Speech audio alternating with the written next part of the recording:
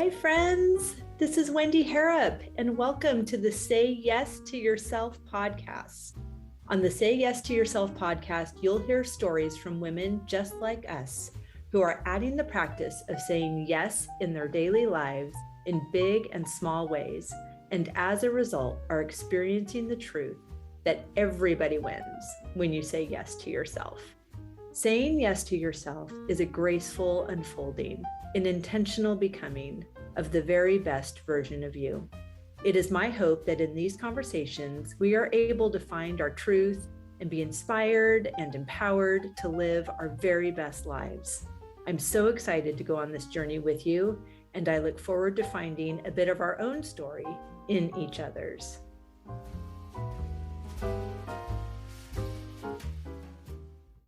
Hey friends, welcome back to the podcast. Thank you again so much for being here. I say again because I feel like I start these introductions the exact same way every single time, and it is not for lack of sincerity. My heart is just so full, and I'm really grateful for you. I'm really grateful for the amazing women that I have met through doing this podcast. I'm so grateful for the amazing women I've encouraged to start their own podcast. It's all just such a gift and true to how I feel about everything. It's just too much goodness for one person, and it begs to be shared. That's how I feel about this house. It's how I felt the first time I ever saw it. And I'm so thrilled that it's a bed and breakfast now, so I can share it.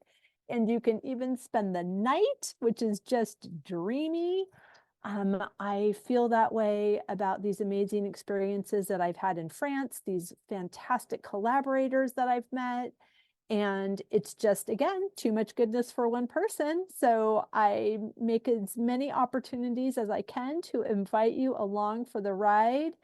And the same is absolutely true about these conversations on the podcast. If you are enjoying this podcast, can I just tell you that my field dinners, the summer solstice white party, the Friendsgiving in October, that is essentially this podcast with a meal. And a farm stay is essentially this podcast with an overnight bag. And the trips to France are essentially this podcast with the passport. So it is all just this much goodness, this depth of conversation, this opportunity to really breathe deeply and think with intention and presence. How am I saying yes to myself in this season? In the season of my life, in the season of the year, in the season of the day? Just really answering that question and being aware of that filter or that desire that you have. We can implement this self-care practice in big and small ways. It can be, taking a different route to the grocery store and enjoying the beautiful houses or the beautiful foliage that you pass when you take a new road. It can be buying yourself flowers. It can be taking a bubble bath, all the things. It can be macaroni and cheese. I don't know. Tell me what your thing is, but please just say yes to yourself. It gets so much easier with lots of practice. And you're always welcome to come hang out with me, and I will show you how it's done, because we know that mastery comes from repetition, and yes is my favorite word. So I'm really excited about today's guest. She is a wonderful, inspiring, fabulous human whom I've recently been introduced to, but I am very good friends with her sister. Her sister is Amelia's sewing teacher, and I just had such a lovely time getting to know our guest and seeing in what ways she is like my friend and what ways she is different. But today we are speaking with Coach Tella, Fontella Abreu. Coach Tella is a holistic health and wellness coach with a mastery in mental fitness and an intimate knowledge of multiple sclerosis. Life had a hard knock way of teaching her that wellness is all encompassing. Over 2 decades ago, a sudden diagnosis of MS changed her life and the world around her forever. The day she decided to advocate for herself was the beginning of the end of blindly following doctors playing the guessing game, and the beginning of taking control of her health. For a lifelong vegetarian turned vegan, a chronic illness with no cure made her realize that nutritional and physical fitness are of extreme importance. However, what had to be the strongest when her body failed her was her mind. Mental fitness was the tool needed to prevail. Now, Fontella hosts a show called Functional Health and Wellness, provides specialty wellness products and services, runs a mental fitness program and the Mental Fit Kit Collective. She has dedicated herself to improving the quality of lives and encouraging people to start from where they are by any means necessary. Okay, friends, be ready to be inspired. This woman is a force of nature, and I think you're really going to love her. So sit back and relax and enjoy this conversation with my friend Fontella. Fontella, I am so excited to have this conversation with you. I'm so eager to get to know you better through our time together, and for our listeners to get just a taste of your fierce feminine energy that is so legit. I'm excited to be in the presence of it. Thanks for being here. Thank you, Wendy. I am beyond honored to be here. Absolutely. So you set the tone. I love it. And and I'm here for it. So no, I'm happy to be here. And this is an amazing opportunity for myself, for you, and your listeners. I think this is going to be great. Absolutely. So I'm going to start our conversation with the question, how are you saying yes to yourself in this season? I think this is such an amazing question and a loaded question at the same time. They So I always will, are. I say it's right, one question. It's like having one cookie. correct. Truly. So, well, I'll start with saying that just when it comes to saying yes to myself, there is no off season, you know? So in response to why this season, because it's all season, just like all season tires, it's always on. So I always have to be mindful of what's best for me. And, I live in that. That's the space that I created, that I love, I live in, it's like my decor. And that's what we're saying. I love that. Now, has that been something that you've always just, that's always come easily for you, or was there some pivotal event, or how does this play out in your everyday then? Funny, there's both. Okay. So I know people say the term jokingly, but I really mean it when I say, like, I truly believe I was just born like this. Like I've always been like this to an extent. We can But I interview your think, mom and see if how true that is. yes, I think my family, friends, and anyone who knows me can attest to that. It's just who I am. Like I've always been that type of person. Like I became, I'm vegan now, but I became a vegetarian really, really young, like very young. Like I had my own mind from a very young age. So it has always been my personality type. But as for, if we're talking about like pivotal moments in life like that actually changed things, I have to say that it would be when I was diagnosed with multiple sclerosis. So, and two parts with that, because the diagnosis itself didn't do that. So being honest, the diagnosis, so a lot of people it does. The diagnosis for me did not do that, because I was just like, okay, well, now what? Like because I'm moving, I'm shaking, I'm living life. So I'm just kind of like, all right, well, this is just a thing. So when I actually found out that I had MS, multiple sclerosis, I lost vision. I lost sight. So it was clearly something that in hindsight, I know that like 2 years prior to the formal diagnosis, I had been struggling with a lot of things that were that, Mhm. but they weren't enough to stop me in life.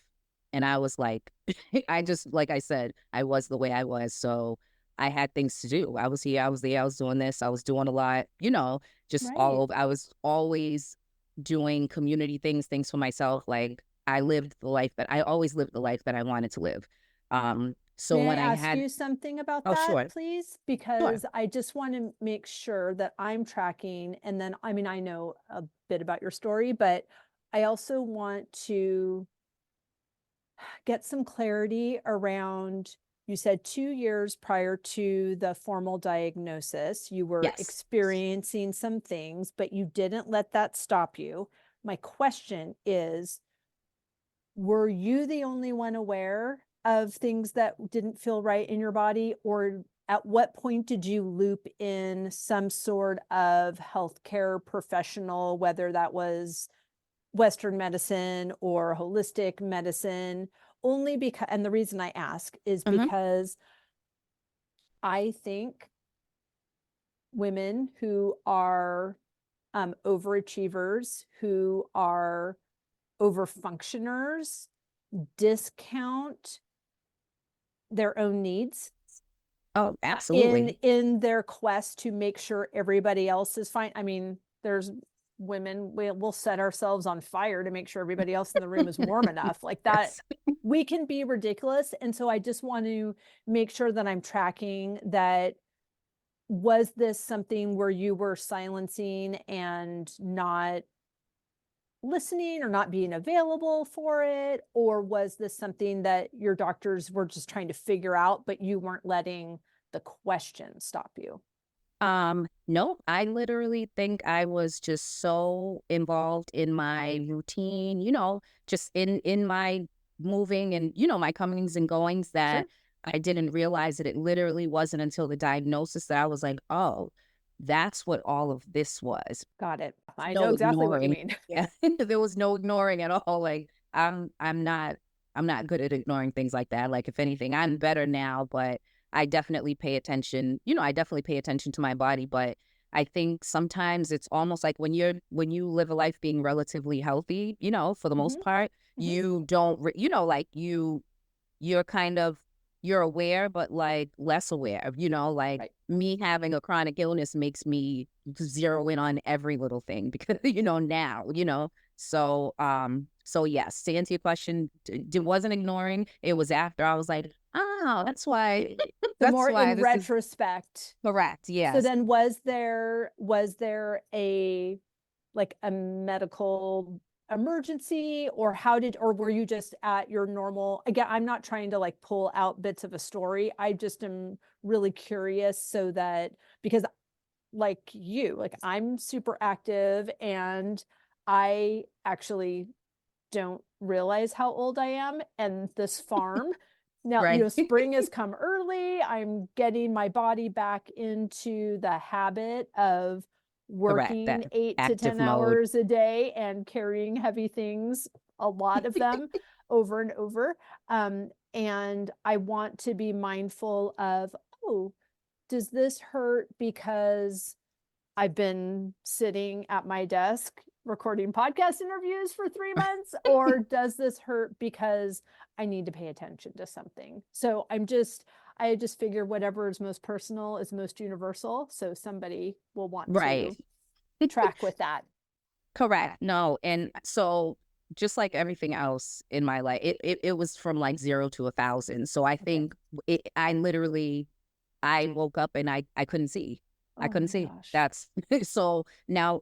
And when I think about it, maybe a day or two before, I had some, but it was more like I had a headache. It wasn't anything that would send me to the emergency room. It was just like I have a headache. Like, you just kind of relax and avoid the light, the little things like that. But I, being unaware, didn't know like no, you don't have a headache. Your immune system's attacking your optic nerve. That's not what people think of when they Sure. have a headache. So that's what it was. And yeah, I lost one eye completely, and then the other one, it was like about 3/4 up. So it was, you couldn't see out of the little Oh piece. my It gosh. was I couldn't see. So I was like, okay, well, we got it.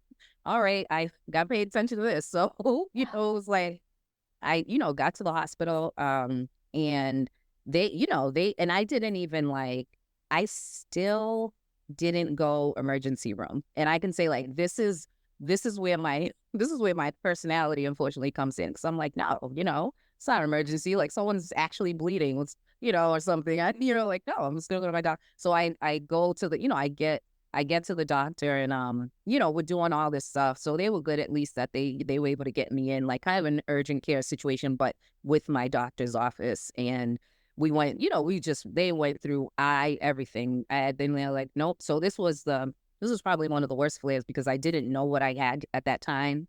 And it lasted for so long because they were just like, it was like, nope, optometrist, ophthalmologist, everyone I didn't need, they're checking for glaucoma. They're doing everything around the eyeball before they thought nervous, So then they're like, well, this might be a neurological, situation. We're going to send you to a neurologist. And then that's when things really started moving, So Yeah. I met with them and it was pretty textbook. So like with the MRI and everything, it was and has been textbook MS, So the neurologist that I had at the time, she became my neurologist. I didn't have one before naturally because I didn't need one. So yeah, she was, and she diagnosed me. It's funny because I joke about it all the time. Like I was just, I'm just kind of like, I need to go to work. Like I don't, you know what I mean? Right. Like a week, Figure out what what's, this is, yeah. people, So and let we me could out do, of here. yes. So she's just kind of like, and she's, broken, she's about to give somebody a diagnosis of this horrible chronic illness, and I was fine, So she was just like, well, I'm sorry, you have multiple sclerosis. And I'm like, okay, well, can you fix it? Like I Yeah. can, like, just like, cause I have to, be someone. So she was funny. She was good about it. But, she was kind of like, like it's a little more than a, can you fix it? But she was a great doctor and we had a great relationship. They did end up, they ended up having me under treatment. It lasted a lot longer because again, we didn't know it had gotten so aggressive because it was untreated because we didn't know what it was to treat. Um, so at that point, it was like, okay, well, this is my life. So I kind of, I had doctors, they were like, nope, you need to take this medication and this is what you need to do. And I'm like, okay, you're the neurologist. I'm just, okay. So I was taking, whatever I like religiously taking medication. And this Sure. was like years of this. Mm. I've had, I've had multiple sclerosis now for over 20 years. Wow. That first decade was horrible. Okay. It was horrible, horrible. Like when I look at it, like I lost the time that I lost to wheelchair, and that's like 5 years to wheelchair, confined to a bed for 2. Like, and when you're in your 20s, 20s and 30s, like I was getting flares. It progressed. So it was like I would have visual ones. I had them, like 3 of them, where I would lose one eye or the other. How long did that original blindness last? That was probably about 8 weeks. Wow. Okay. So, and that's because they can just treat it with, like a really aggressive course of steroids. And then it's Sure. like, you just hurry up and wait for it to come back. So, and that's horrible. I'm not saying it like there aren't people who don't struggle with blindness, but when you can see and then you just can't one day, that's a different experience. Like people, that is a Right. different experience. So, it was, it was trying, but it was like, they said they can fix it. They fixed it. And I was like, okay. I had no idea like what was to come. Like I did not know how aggressive the disease actually was going to be. And I sit here now and I'm kind of like, I'm grateful that my MS kind of went backwards. It was the most aggressive, like, it started off where I would get eye symptoms where I would lose vision. And then I started getting attacks on my brain. So when that happens, you lose one entire side of your body or one or the other. Oh, wow. So right side of your brain, you lose the left side, you know, and it's like paresthesia. So you literally can't feel, you can't control it, feel it. It's just, it's dead, you know, temporarily. But, you know, so, but, and so that would happen. So I'm like, okay, you know, I still have the other side, you know, like that was me, you know, I'm like, well, It's a flesh whatever. wound. Yeah. You know, like it was like the attack on my left side. I'm like, well, I'm ready in it anyway, so I don't care, you know. Oh my gosh, So, what a great um, attitude. because you have to, you know, and I'm Yeah. like, and I say like, literally, I think that part, just like that part of me just being me, that's absolutely what saved me, because I For just sure. it wasn't that, you know, I don't like to say I didn't care, but like the way they wanted me to Yeah. feel all the feels about having this condition and, Right. you know, and feel bad for myself. I just wasn't in the business of doing that. So I was like, Right. You well, weren't available to let that define you. absolutely not. So I was like, yep, nope. Okay, well, all right. So then it was like, you know, so they were progressing. It was that, and I would lose one side. And I'm like, okay. So, you know, after the first one, you know it now. So you're like, okay, that's nothing. You know, I know how to use one side. Like, that's fine. You know, so I'm like, yep, I guess I'm using my left hand now, you know, whatever it is. And then I started getting attacks on my spine. So this is when things started to get real. Okay.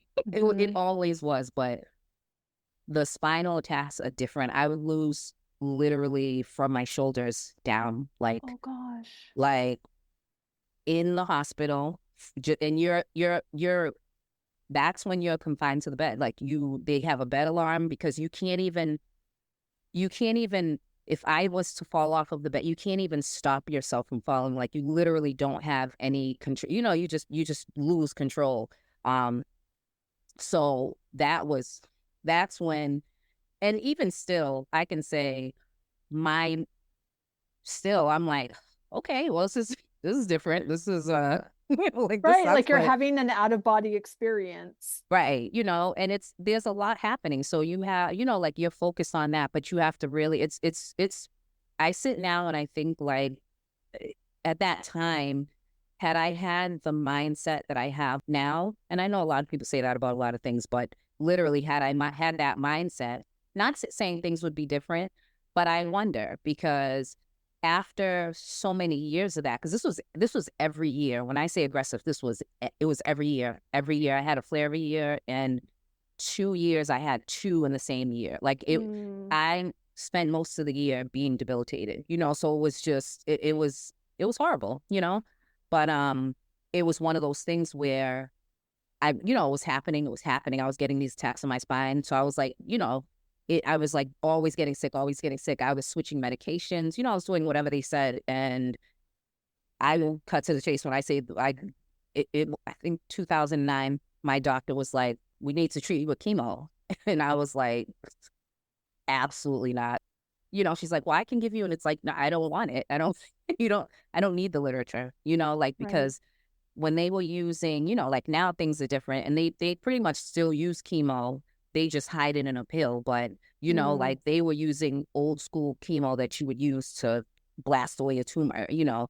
And it's like, but that's your regular medication. Like, you know, there's no end to that. Like you're constantly taking it because your immune system's attacking your nervous system. So they want to suppress your immune system all the time. And it's like, no. Oh, great. So now I can just catch everything else. Like, I'm like, nope. I'm comfortable with this animal that I know over the one that I don't. So I'm like, nope. So I just, you know, that wasn't even an option. And I just, yeah, nope. So that's when you took everything into your yes, own hands? yes. That is the part to the actual pivotal point where I was like, no, this is, you know, like absolutely not. And I'll be honest, I left that doctor's office and I wasn't even walking then, because that's when they really take advantage of you. I was in a wheelchair then, and they take advantage when you're really debilitated, because they're like, oh, she's going to do whatever because, you know, look at her. She's, you and know, it's all they know, right? you Like they're know, doing the best they correct. can with the tools they have. And, Most of the time, but, yes. right. But we have a lot, I mean, it's not just like my, you know, whatever, the guy that mows the lawn is also doing the best he can with the tools he has, Correct. but the results could be a little more tragic. Correct. based So, on what it's all the relative, client is. Yes. right? So yeah, I had no plan, okay, which is very much not like Fontella today, but I had no plan. I just knew I wasn't doing that, and that's I think I've always kind of like followed my spirit. Like, if it didn't sit well in my spirit, I couldn't do it. And that was Yeah. with everything. So yeah, I got myself wheeled out of that little office, and I could, and when I was in the gym, trust me, it wasn't like I wasn't doing like sports in a wheelchair. Like, no, it was just so someone could push me. Like, I couldn't actually push myself. It was that type Unlike of. now, Yes. you have the Yes. best logo ever, and Thank you. everyone Thank should you. look in the show notes so you can see it. We'll make sure it's there. It's so inspiring and legit. So tell us how you got to that. Oh yeah. So because we're actually like right about there. So after that, I said like nope, and there was this 30-day period where I did nothing. That I will admit, I did nothing. Because I was like, I have no idea. I don't know what I'm gonna do, but I know what I've been doing, and it hasn't been working. And so I just went the opposite way with everything, because they were always like, with fitness, like don't work out, because you'll exacerbate a flare. You'll do, everything. You were just so fragile, a delicate flower. You couldn't do anything. And I was just like, no, because I treated myself like a delicate flower for years. And that's what, this is where it got me. So no, I went off all medication. I had already kind of been like aware of like herbalism. I had, I wasn't an herbalist at the time, but I was aware of a lot of herbal remedies already, but I really like I've always just truly been an academic. So I'm like, nope, we're gonna, I'm researching everything. So I'm looking into everything. And now I'm learning even more about my disease, because I think that was the other thing too.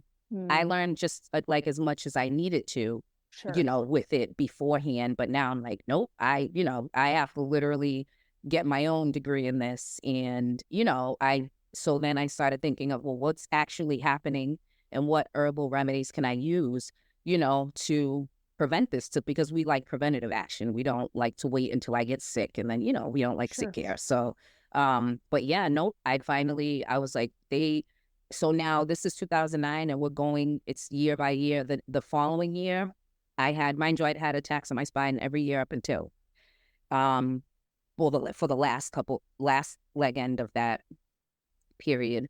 Um, then the next year I had another flare, but it wasn't my spine. It was on my brain. So it was one side of my body. So I'm like, okay, it's a little better, Right. And then the following year, I had no flare. The next year, no flare. And come 2012 now. So it's funny, because now I'm like, so at this point I've stopped medication, but I'm like, I'm working out, I'm like training, but I'm kind of doing my own thing. I'm not being super aggressive with it. And I think like 2012 is when I was working somewhere at the time, and a coworker, she's like, because she would see me working all the time, hear me working all the time. And she's like, you should do CrossFit, and I'm like, I don't really know, because I was just going to the gym and whatever. And she's like, you should do CrossFit. She's like, just come, they do like your trial.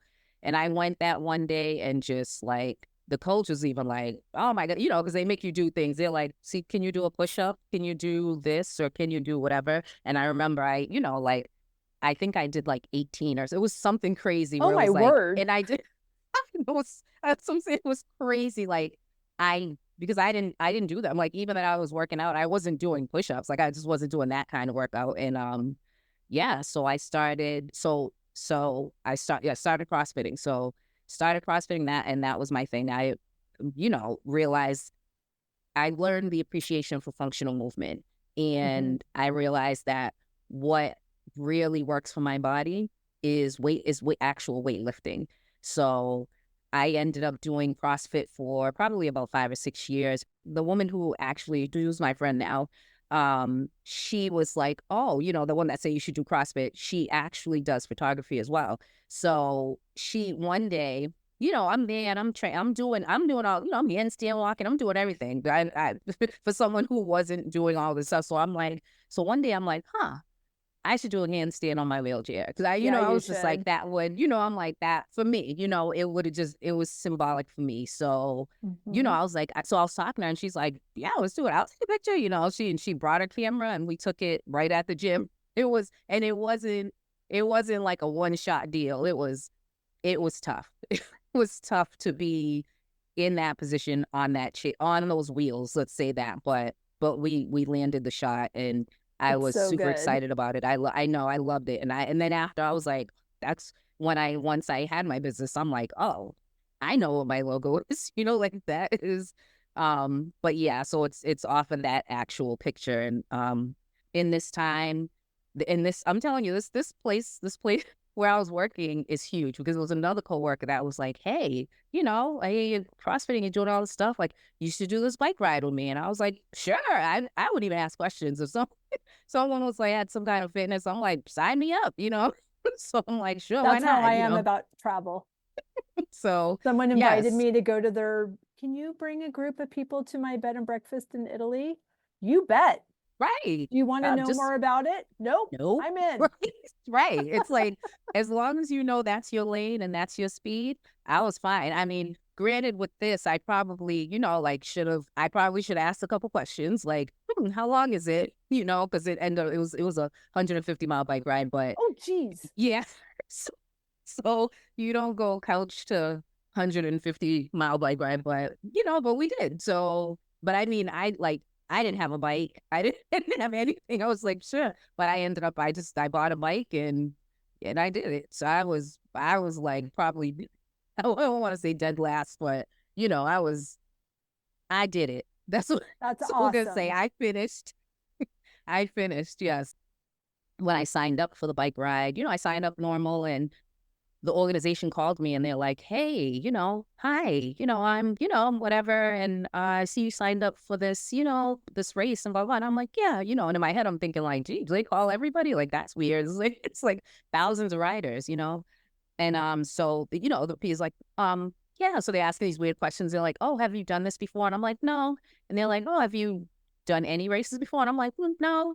He's like, okay. He's like, so he's like trying to be nice. He's like, we have other rides too. We have shorter. And I'm like, no. My friend's doing this one. It sounded ridiculous, like to someone who didn't understand the situation. But I was like, no. I'm doing this one with my friend. This is the one. It's fine. Thank you though. And he's going on and on. And then he finally is like, he finally cuts to the chase because I'm like, yeah, I can't imagine he's calling every rider. So he's like, are you familiar with MS Society? So I was like, oh yeah, absolutely. I was like, I've worked with you guys in the past and so on and so forth. And so he's like, are you the same Fontella that we helped, get a wheelchair back in, like, cause they did like years ago when they helped me get they helped me get the financing for my first chair. And, Mm, cause those things are expensive, but, and you don't think about it when you see the little one sure. in Walgreens, kind of just, it's not that kind of chair. Like when that's your home, it has to be comfortable. It's a whole different ball game. So Right. and when like when I used to just like rent them because I was like, I'm not going to be, that's not my reality. It was like, I rented them for years. And finally 2008, actually, my doctor was like, you're going to have to buy a wheelchair because like you're going to be dependent on a device like for the rest of your life. Like you need to, like you're never going to just walk on your own. He was a special person, but He was. We send him so so much love. We I know. walk it all the way to his door and then That's we right. walk away from his door. Yes. So, so that was that. So the guy's like, so when I'm like, oh yeah, and he's like, oh my goodness, he's like, I can't even like, are you kidding me right now? So Right. We need he your had face on a poster. yeah. So he ended up being like, he's like, would you talk to someone about this? So I'm like, sure. I don't, like about what? I don't, yeah, like, sure. So then he asked, could he follow me for the ride? And I was like, sure. And he, because there's a lot of people with MS that do the ride, but they don't say it, and it's true. Like there were thousands of riders and I think they said 26 had MS, which we know is way more, but for a lot of people, there's still that stigma and I'm just not one of those people. So I was like, yeah, let's do it. And they followed me the whole, the whole ride. That's So, awesome. it was awesome. And it was just it was an awesome experience. And it taught me a lot about myself, so Right. and then after the ride, I ended up speaking with the TNG, like the newspaper had contacted me. So I did the article, and they were like, "We need a headshot," and I was like, "I don't really have one," because I was like, I don't take pictures, but I was like, I have something better. So I gave them that picture, and So that is how good. it made it there. So it was meant to be. It was meant to be. 100%. Oh my goodness. Yes. Okay, so you took your rehabilitation Yeah. essentially into your own hands. You changed your diet significantly. You changed your physical energy significantly, your practices with working out. You obviously honed your mindset even more. You Yes. took a holistic approach to remedies and different, I'm going to say quote unquote medications. I don't know what you call them Right. when they're not from a pharmacist. So, Right. um, There's um, still medicines, okay, yeah. just So yes. medicines, yes, medicines. I didn't want to call it the wrong thing. No. And like those are all just giant yeses. And so, what has happened since the ride? How are you now? You did all of that for yourself. Yes. And of course, people are impacted that learn about the story or read about it in the newspaper or on the MS Society in their publications. But when did you start taking your show on the road? When did you start helping other people with their own mindset work? Because you're coaching, you're doing 8,000 things, which now Yes. nobody thinks is shocking at So all. But what are you up to now? And how did that journey prepare you for the work that you're doing now? so now I almost dedicate, I dedicate myself to improving the quality of lives, like you said, like I do a lot of things, so in a lot of different areas, but my if you're asking how my journey prepared me, I can say that with everything that I went through, if I didn't have the mindset that I had, I wouldn't have, I don't know that I'd make it, I'd have made it through, For sure. because it's really taxing, and it's taxing mentally more than it is physically. I think people don't think about those small things, just to be a very capable person and then to literally lose all capability, lose faculties. Like you literally, someone is feeding you, someone is taking you to the bathroom, Mm-hmm. everything. Like you think about that maybe when you're 100, but you know what I mean. Right. Not early in life. And the thing is, when you're in a place where you're back and forth with that, it's where it's on, then it's off, then it's on, then it's off. It's easy to let that depress you, Mm-hmm. make you anxious, because I tell people and because twice, because it's actually happened. I know, like, it takes a certain mindset to go to sleep every night and know that you might not be able to move when you wake up in the morning, you know? Mm-hmm. And I say that I don't feel bad for myself about it, And that's the thing. That's the key, is like you have to train your mind, and you have to strengthen your mind, and you have to train your thinking to understand that all you can do is prepare. All I can do is prepare and put myself in the best position so that if that happens, I'm fine. I have the Right. things in place to help me. But worrying about it, years ago, worrying about it, that used to make me sicker. I Right. It's didn't, praying for something you don't want to happen. absolutely. Like you will it. I used to, Mm-hmm. and the thing is, it's like, so now I'm like, I don't want, like my hope for people is that they don't wait until your back's against the wall. Don't wait until you get some chronic illness or something. You're put in a position where you have to think, well, okay, how am I gonna change my mindset? How am I gonna make myself mentally fit? Because we need it before that. You don't need to have a chronic illness to have mental fitness. Like, 100%. right. And I think the world just doesn't really think about the role that it plays. It kind of, it's because it's invisible to people. It's not like hey, get your beach bod or your Right.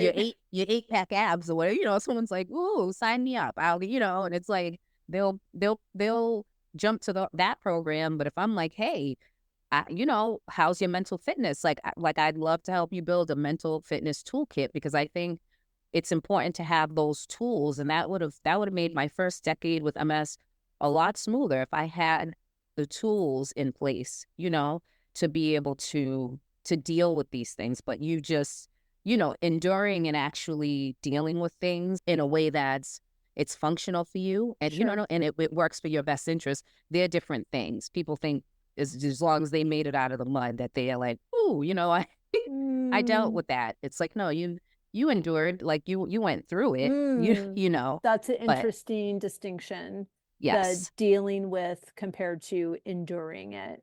correct. Which people can endure, and it's like I think we've normalized enduring things and coming Yeah. out on like because we made Mm-hmm. it out, like Mm-hmm. we were successful, and it's like, no, that's Right, like it'll yeah, show up again in some correct, other way, right, right? And we constantly have opportunities for growth and resolution and all of yes, that. So without, giving away your whole program, right. can you share two tools that you find the majority of your clients really benefit from implementing? I can. So Awesome. it's a number of tools, but Right. I'm Well, going to I didn't want select. to say one because Oh no, that's hard. no, It's like, what's your favorite thing? no, yeah, I think the All of most it. yes. So Share as many yes, tools as you'd like. we always know that because they're all useful, and it's all relative, because especially so there's things I do in groups, like on specific topics and things that we tackle. But then a lot of the work I do is individualized. And I think what happens, so like I said, we're not, this isn't specific to any illness. We don't wait for that. I think one of the most useful tools in the kit would be teaching people how to have standards for themselves, Mm, boundaries, and regulations. I think people don't have, and I could say that for myself in the beginning of my journey. When I don't think people do the work to identify healthy boundaries and put them in place. And you can't fault people for violating what you never implemented. Like it does. true. So right. And the same with the standard. If you don't set the standard, we set the standard, we set the tone, and people are they're coming into your space, so they're going to react to that.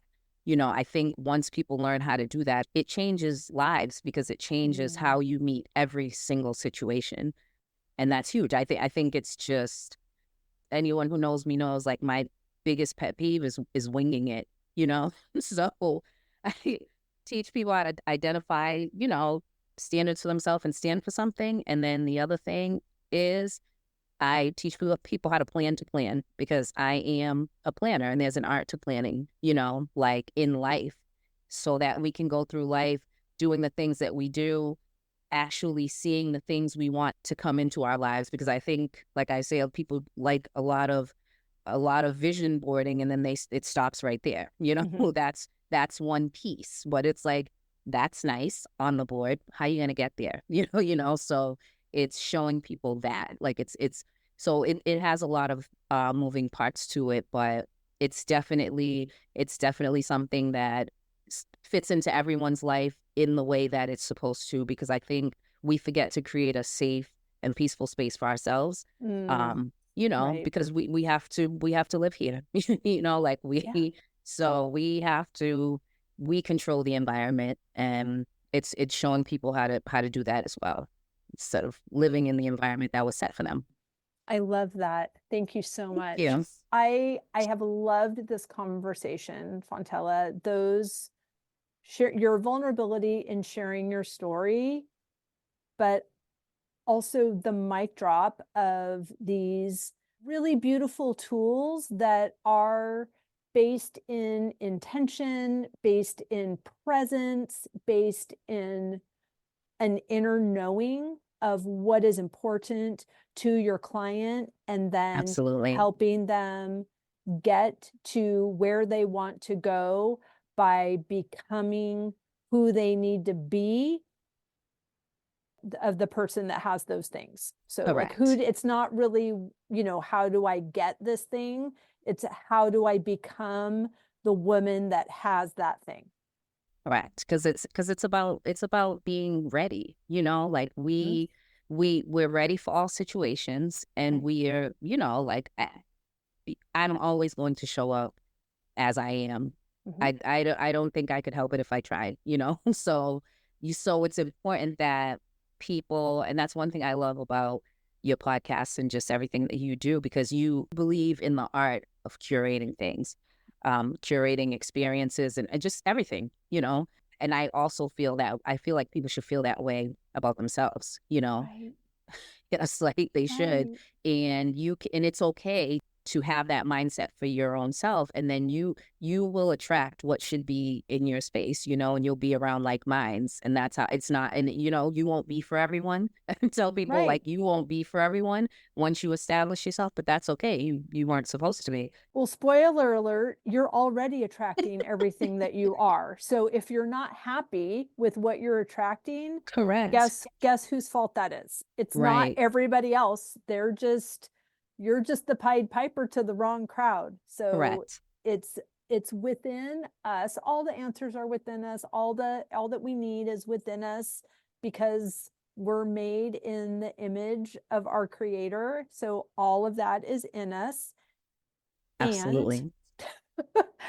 and it's really helpful to have a skilled person coach us through finding out how to access what we already know. I agree with you 1000%. And I wanted to, it's so funny because I always say I want to just shed more importance on for people like the mind, and I think, not I think, I know, Mm-hmm. people There's a kind big of like difference. they downplay it, but it's so funny because I was like, that is the one thing.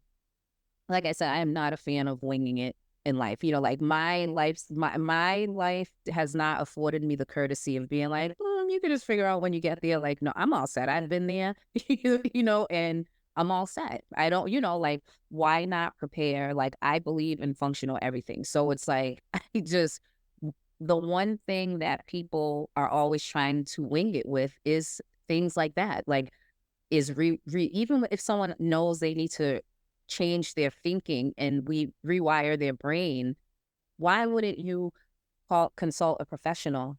You wouldn't go grab pliers and start trying to plug at wires at your house if like the Mm-mm. rewiring, it needed to be rewired. Like, no, you because you don't want to get electrocuted, and you just Right. you right. So you wouldn't wing that. But when it comes to the brain, someone's like, no, I got this, because because yeah, because I don't know. I don't know what people tell themselves because I don't say that. So I can't even, Good for I you can't for even, not even trying to make it up. yep, nope. That we don't do. But what I do know is people it's almost the culture of just kind of winging it. And it's like, if you wing it and you make it through, they're like, ooh, you again, you endured. So they're like, oh, success. Exactly. And it's like, Mm. no, far from it, because then what next time? So as when we do the work before, I always say, do what you need to do so you can do what you want to do. When we do the work beforehand, then we can, people live in anxiety, just like as their norm, and that is unacceptable for me. Like, I just, and but people are high functioning. So I always say, like, I take people like high functioning leaders, and you can be a head of household and you're still a leader. You don't have to be a CEO of some large corporation.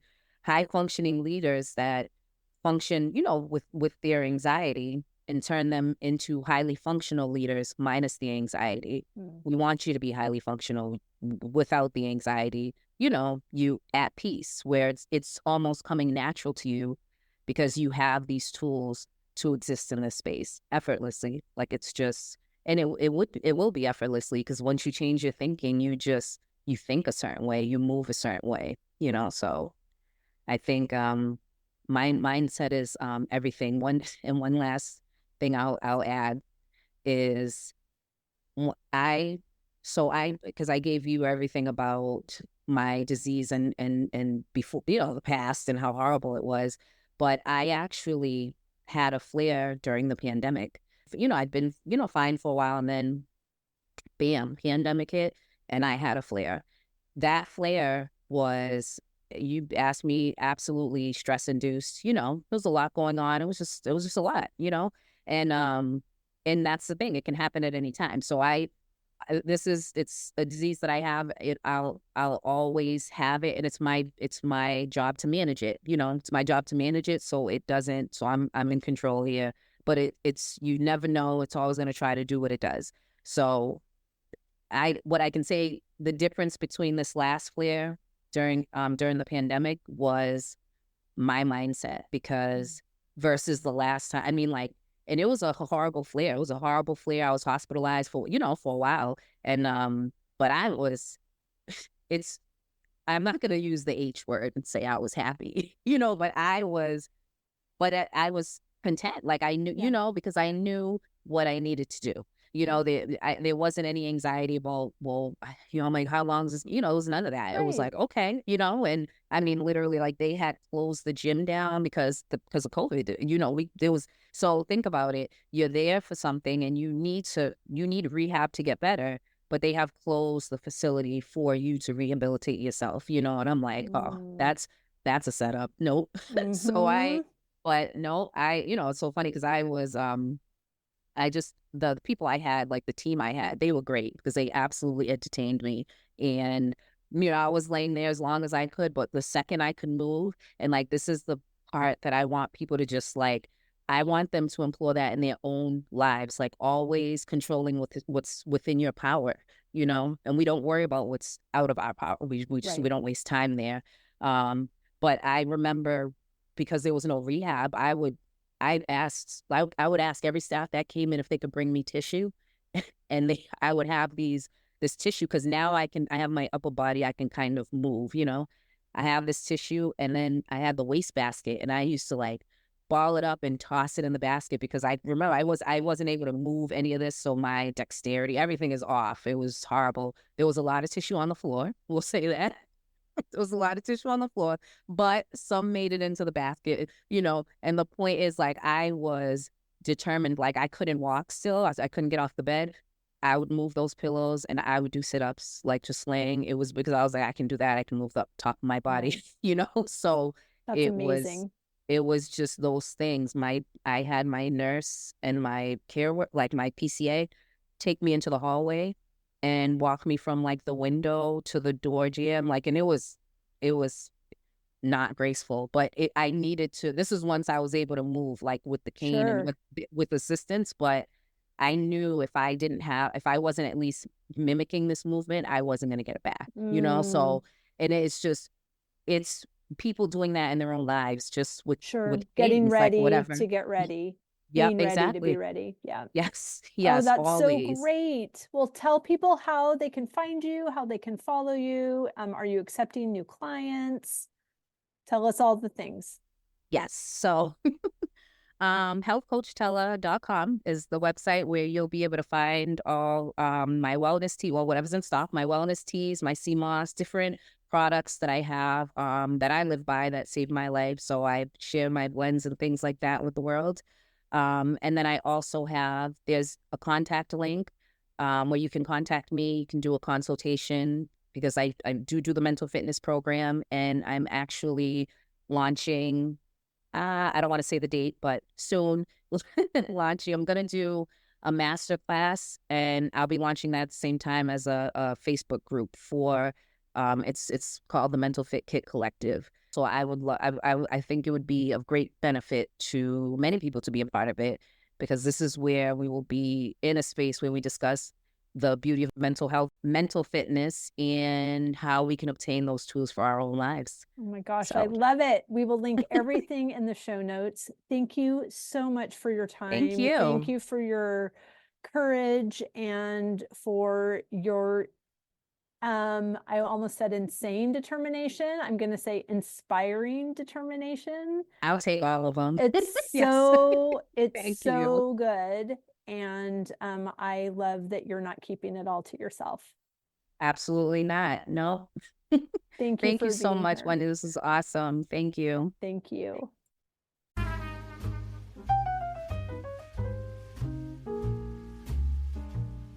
I hope you enjoyed that conversation as much as I did. As always, any links or notes mentioned can be found at phineaswrighthouse.com in the podcast section of our site or in the show notes below. And if you haven't connected with me personally, come find me on Instagram at Phineas Wrighthouse and let me know you listened to this episode. I'd love to get to know you. Thank you for sharing this time with me. I know your days are full, and I'm really grateful that you chose to spend some of your precious time right here. Be sure to subscribe to the podcast so you don't miss any of these delightful conversations. I'll see you next week.